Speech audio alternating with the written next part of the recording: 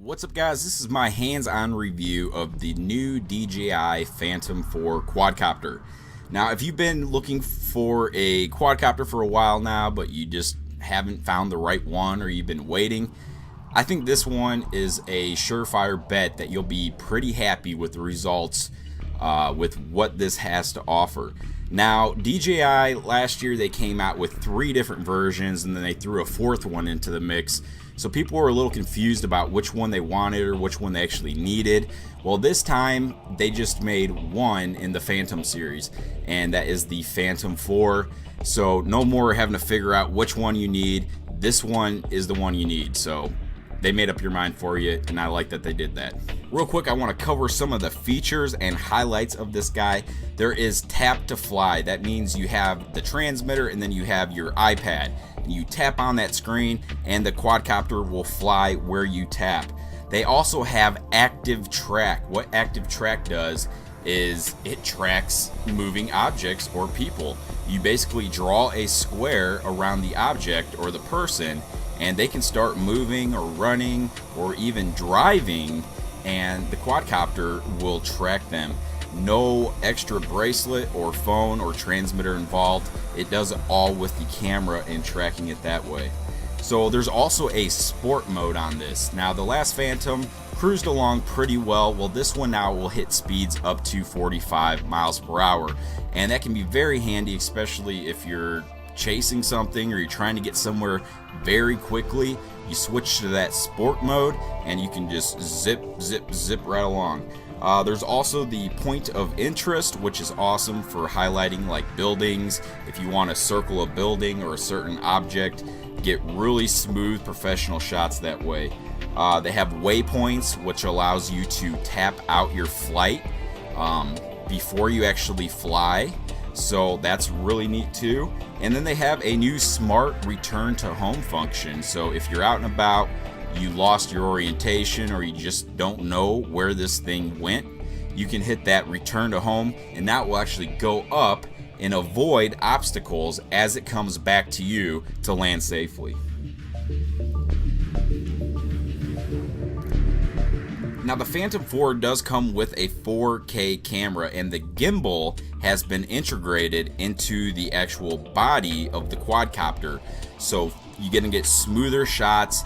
And I've flown this in winds up to like 35-40 miles per hour, and it's totally impressive. It's totally smooth, and yeah, it's really nice. They have the light bridge technology, so you hook up your iPad or your iPhone to this, and you can fly up to 3.1, or it's like 3 miles, yeah, about 3.2 miles, 3.1 miles away, and view the footage from the camera directly from your iPad or iPhone right as you're flying in 720p. So that's pretty sweet. They've updated the VPS, the Vision Positioning System. It uses 4 sensors now. Before, it just used 2. So they have 2 in the front, and then they have 2 on the bottom, and they also have sonar technology that basically sends little beeps off the ground so that the quad can just fly a little bit more stable. Well, obviously there's a new battery. Every time DJI makes a new quadcopter, they seem to make a new battery. That's okay, because now they've increased flight time to about 28 minutes. Now, that 28 minutes, you might want to bring it down to around 20 minutes, because when you're flying a quad, when it gets down to around 30% or 20%, usually you want to bring it down just to be safe, you know, especially in windy environments. But that 28 minutes is probably flying from 100% all the way down to, you know, 0%. You get that 28 minutes, but it is improved up to 25% than the Phantom 3 Pro. Now, charge time for this new battery, it's a little bit bigger battery, and I've noticed charge time to be a little bit more than my Phantom 3 Pro. Even if I only have 2 bars on that and charge it, it just seems to take about 30 to 40, no, more like 45 minutes, especially from a dead battery. So picking another battery up is definitely a good idea. Now, the charger has changed. Everything on the quadcopter itself is just like super glossy white. Everything's a gloss white, the charger's white, and it's only available in Apple stores until the end of this month. So they might have something to do with that, because their chargers look like Apple chargers. But anyway, something that's really nice about the chargers is that you can plug it into the battery either or way, which is really cool. It doesn't matter which way. That's kind of like the lightning port on the iPhone and the iPad. So what else is new? We have the sport mode, so you can fly up to 45 miles per hour. The last one I think only flew 35 miles per hour. We have the active track, that is new. The tap to fly, that is new. And we have the 2 new sensors for the BPS, and the play button on the transmitter has changed to a pause button. So if you're doing a mission and you want to pause, you just hit the pause button and it will freeze the quadcopter and hold it in its location right there.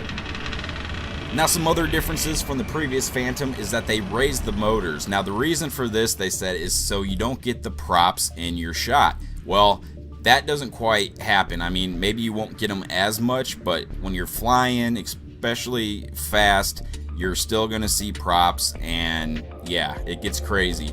But they did a good job lifting them up a little bit better. They look really good, and the thing is super fast. Now, as for the camera, the differences between the Phantom 3 Pro and the Phantom 4, they said they tweaked the camera. They tweaked the camera to shoot 1080 at 120 frames per second.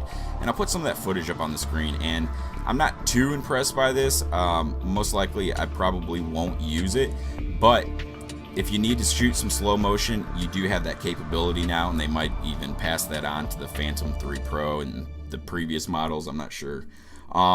Something that is another big change is that they have the push to release propellers. So these are supposed to be quicker to change, which they are. They're really simple. You just push them on and twist, and then you push them on and twist them off. And this is supposed to help for better braking. The quad does fly faster, so I guess these are supposed to help the quad brake faster somehow.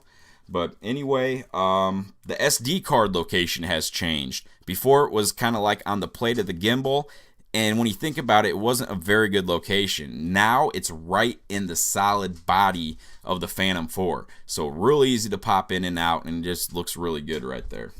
And another slight difference between the Phantom 3 Pro and the Phantom 4 is that the Phantom 4 does take a little bit longer to warm up. It actually has a new doo-doo-doo sound, but there's also, it sounds like an eternal fan that kind of just cools off the innards a little bit. It might take, a few minutes just for it to warm up. So what's in the box? Well, inside the box is actually another styrofoam box, and this styrofoam box actually doubles as a carrying case for the Phantom 4. It is absolutely perfect. They actually have a metal clasp. It's I believe it's cast aluminum, and it's a locking mechanism, so you can lock your Phantom in there and carry it around. I mean, the handle on this thing is actually a really nice handle. It's rubberized on the bottom, feels really good, and it can hold your battery, your Phantom, your transmitter, your iPad mini. It won't hold a full iPad, but it does hold an iPad mini, so it's really nice, and all your props.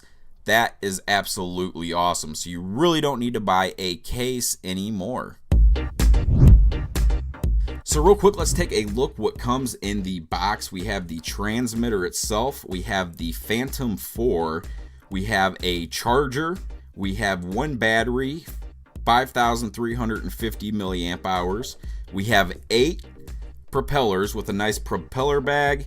And then we have, of course, the gimbal, the camera, and they include a 16 gigabyte SD card, which is good for, well, if you're recording in 4K, it's only going to record for about 15 minutes. So getting a bigger SD card is probably a good idea, but it's nice that they include that 16 gigabyte SD card. Then we have a USB extender and a micro USB cable for updates for the transmitter, whatnot. We have a set of directions, and they have a new gimbal support, and it's kind of a gimbal support and a lens cover at the same time, so you can keep your gimbal nice and solid.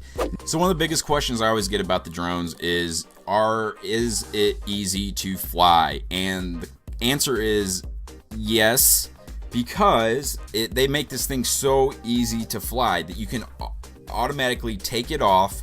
You can tap to just fly it around, like, oh, I want to go over there, I want to go over there, and then it just senses thing that's in its way, and it'll go up and around, or it will just halt right there. So yes, it's easy to fly. Now, if you want to take full manual controls, I'd suggest going to the middle of a field and just playing with it a little bit. And after, you know, a little bit of flying, a couple flights, you'll be able to fly this pretty darn good, and you're only going to get better the more and more you fly it. And what's really nice about this is that if you're flying up and high and you just lose your orientation, you can let go of the sticks and the quadcopter will just stay there, just floats there with GPS, so you can kind of align yourself or do whatever you got to do to get that thing back to you safely. And if you can't do that, you can always hit the smart return to home and it will land by itself.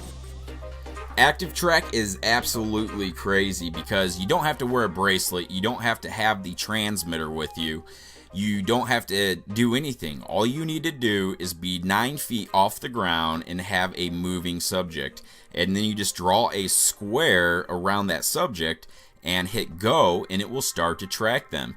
Now, it doesn't go, it will, in this mode, I don't think it goes, I don't know, maybe 25 or 35 miles per hour. It's not going to go, you know, the 45 like it would in sport mode. So if you're trying to chase a car or chase something like a dirt bike that's moving super fast, you're not going to catch it. It's probably eventually going to go out of frame. But what's also neat about this is that when you're actually tracking someone, you can move around and do a 360 to get a 360 shot around that person or thing that's moving. Totally cool.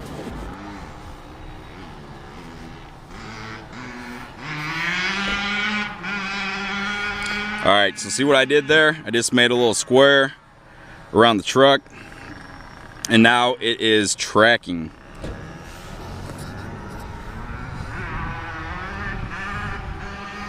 What's really neat about this, you can rotate around by using the right stick.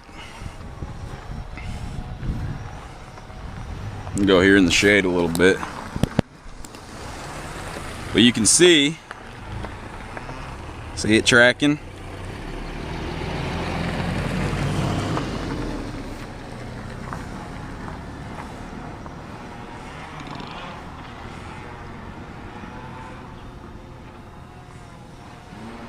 Now watch this. Let me make sure I'm up high enough there.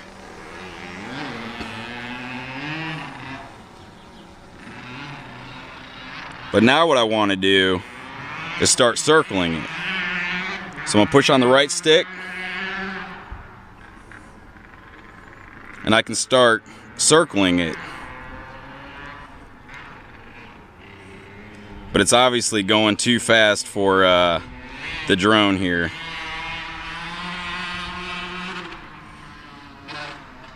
You can see it does a really good job there at tracking it. Now, point of interest is awesome, especially for videographers, to where you want to get that circular shot, like the building or just anything. And it's really easy to use, and you can adjust the speeds and all that. Let's go ahead and take a look at that. Guys, so we're gonna go ahead and do the point of interest, and I have a little quarry below me here, and I'm just gonna go to right about where I want to be above it, making sure I'm gonna, you know, clear all the trees and things like that. So that looks like a good spot, and I'm also gonna start recording right now. So now we're recording, and this is about where I want to be. Now I'll click this little joystick right here, okay, and then I can do the intelligent, and now I'm going to do point of interest. And what it's going to have me do to do the point of interest is fly the aircraft to above a subject of interest and set the position at that point of interest. And this is where I want to do. So I'm going to record the point of interest. I can set the speed and the radius. I actually want the radius to be at least, let's do 40 feet, okay? And then I can turn up the how fast I want it to go. So I'm just going to click apply, and current altitude 75.